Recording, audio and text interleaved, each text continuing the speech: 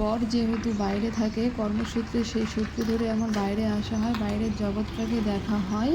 তো আমরা যেখানে থাকি সেখানে সামনের পরিবেশটা এরকম আর চারপাশটা এরকম, এই যে চারপাশের পরিবেশটা এরকম। আর আমরা যেহেতু ওপরে থাকি, এই যে গেট খুলেই সিঁড়ি, তো এই যে সিঁড়ি বেয়ে উঠতে হয়। আর আমার মেয়ে যেহেতু ছোট, 1 বছরে, এটা সব মানে একটু ভয়ের কারণ। কারণ আমার ঘরের দরজা খুললেই সিঁড়ি, মানে প্রথম ঘরটায় আমরা থাকি, প্রথম ঘরে।